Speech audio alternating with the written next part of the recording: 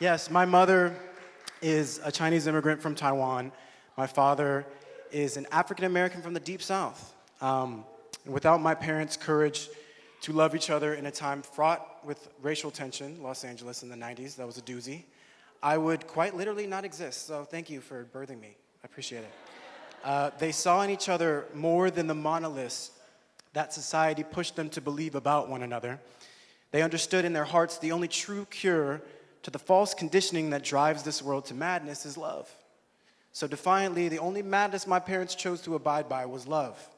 Through love, they saw the deep-seated humanity that shines in all of us if we allow ourselves to see it. That love translated into a love that I learned to have for myself, to recognize and proudly say that I am 100% Asian and 100% black. That's my catchphrase. I'm going to trademark it. I'm going to trademark that.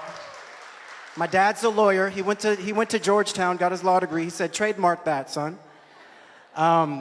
Which is so important in a world that will define you if you do not define yourself. So, and for a very long time, I was only Asian at home.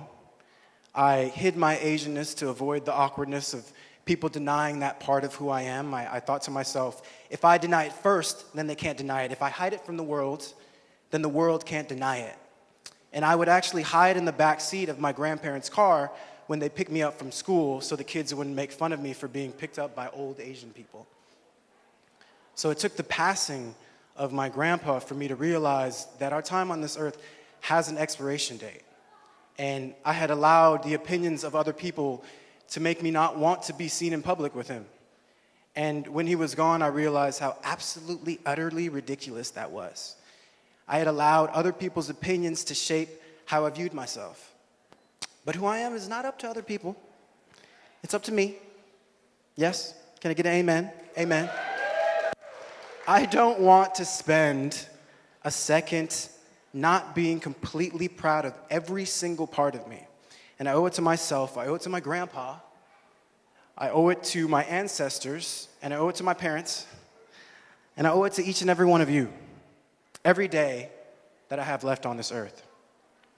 And I never thought that the outside world could match what was happening in my black and Asian household, but Act to Change was my very first experience with that. They invited me to moderate and speak on a panel with Asians about Asian issues, and I was like, me?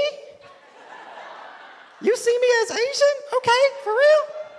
And that was actually a completely foreign experience to me because it catapulted me to where I am by helping me understand that I'm never alone and that there is always an entire community behind me wherever I find myself in the world.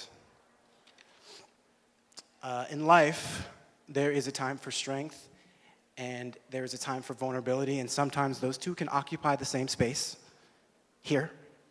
Thank you, Act to Change, for allowing me to find my strength through vulnerability. I really appreciate that. It has changed my life.